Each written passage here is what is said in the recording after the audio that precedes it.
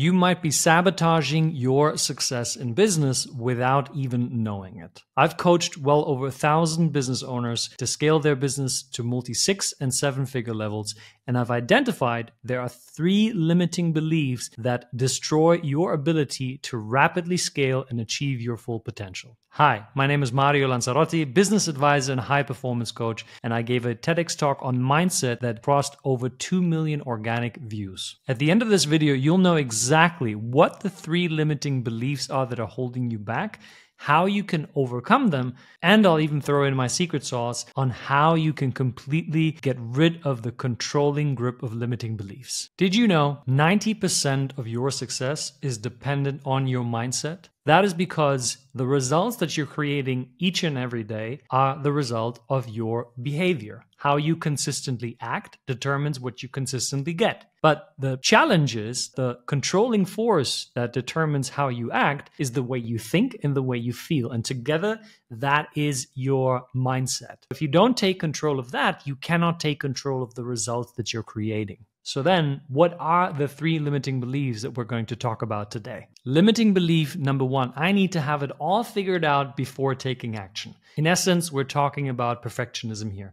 And what it does in your business, it massively holds you back because you are missing out on key opportunities. While you focus on doing the busy work, perfecting just 1% more of the systems that you have in place, everyone else is taking action and is moving past you. This means your most important goals are continuously delayed. Take my example. I have been coaching people left and right for free for 7 years. I told myself that if I would charge someone money, then at that moment I would have to have it all figured out. Obviously, nothing changed. I just said, hey, I charge money for it. And so my first coaching client paid me $75 an hour. And that was like the greatest thing that ever happened to me. Limiting belief number 2, I have to do everything myself for it to get done right. This essentially turns you into a control freak, which means you are going to hit stagnating revenue levels because you're focused on the short term. You're focused on not giving up control, which means you do not develop systems. You do not train people in the right way so you can focus on the bigger picture. You can build lead generation processes, partnerships that allow you to consistently grow over many months and years to come. And the other side to this is your team won't perform and you go through high rates of team churn. That means one employee after the next. Because you're trying to hold on to control, you're not empowering the people around you. And then the third limiting belief is, if I'm not constantly working, I won't be productive or successful. This is a straight path to burnout. Seriously, I see it all the time. This obsession with taking action. Now, taking action is super important. We know that, but it's about taking the right actions. So if all you're doing is just wake up to be busy, then you don't know what direction you're actually walking towards. And that may cost you. I remember a client of mine, a staffing agency owner, was constantly working all the time and he didn't really question what he was doing, but he ended up removing himself from all of the things in his business that he loved. At the end of that, he was no longer needed in his company. Things were working out well for him, but the problem was he hated his business. He burned out, he felt depressed. And so this to me is the ultimate failure, that you arrive at a destination without really questioning, does it make sense for me? And then you wake up and you see, I have just invested 3 to 5 years of my life and I'm really not happy with what I got.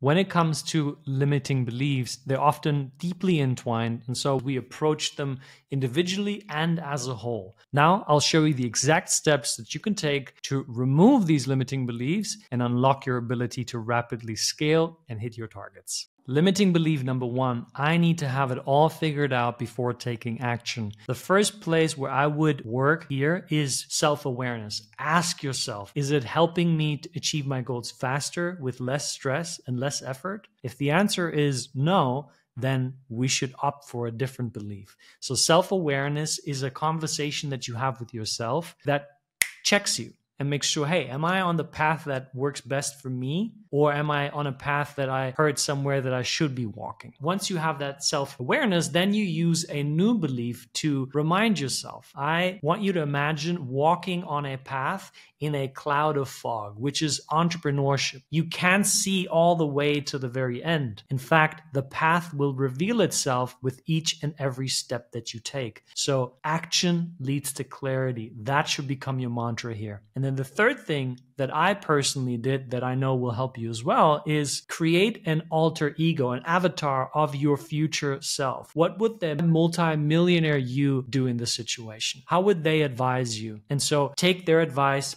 plus the self-reflection and the new affirmation, and you'll overcome this belief very quickly. Limiting belief number 2, I have to do everything myself for it to be done right. I'd love to offer a perspective that someone once gave me. You can either be right or you can be successful, but not both. When your focus is on being right, what you move away from are the kind of solutions that prove you wrong because you want to be right. The thing is, there is no right way of getting it done.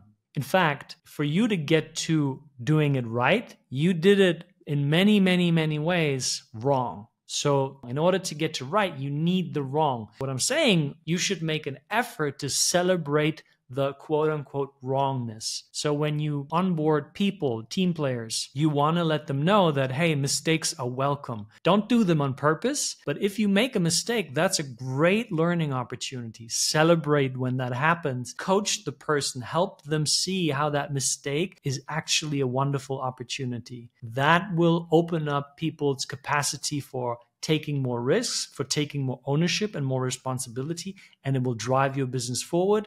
And you can say goodbye to that limiting belief. Limiting belief number 3, if I'm not constantly working, I'm not being productive or successful. This is a tricky one. And I want you to consider this kind of mindset is that of an employee, is that of like a factory worker, where hours are measured and hours are paid. You are a business owner. You need to think in leverage over quantity. You need to understand how you leverage the time and energy that you have. Rather than sending 100 DMs, cold DMs, you do one mastermind talk where you speak about what you're doing in your niche. Now, I'm not saying don't send 100 cold emails, but what I'm saying is you should be doing that. Train your VA, have an automated system that does that. When you're just focused on taking action and being busy all the time, then you're operating from the mindset of a factory worker, but you are the CEO. And so the way that you get rid of this negative belief is through the letting go technique. Now, I want you to consider,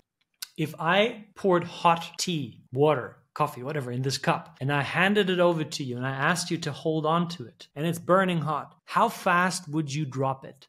Very fast, right? You drop it instantly. You'd let that shit go right away. Why? Because you feel the pain. I want you to feel the pain caused by this limiting belief. So I want you to ask yourself, what is the cost of me holding on to this belief? How is it affecting my life by me choosing to believe this way? The more you do that, the more you realize how many opportunities you're missing out just because you're constantly trying to be productive and successful by the quantitative amount of the hours that you're putting in. Now you have the tools to know those limiting beliefs and to overcome them. But here's a word of caution. I see it all the time. I see people get hyped up. This is great. I'm going to do it for a week. They dive in, and then after a week, they drop it off. So I want to talk to you now about how to make this permanent, how to make this stick so that dealing with limiting beliefs isn't a once-off thing you do here and there, but it becomes an automated process that you are constantly engaged in. There is no magic pill. There's no shortcut. There is, however, a strategy to do it faster and more effectively than 99% of the people out there. And that is, you have to turn this into a lifestyle. It has to become a part of your identity, because ultimately this is a process of ongoing self-management or self-mastery. That means you are continuously investing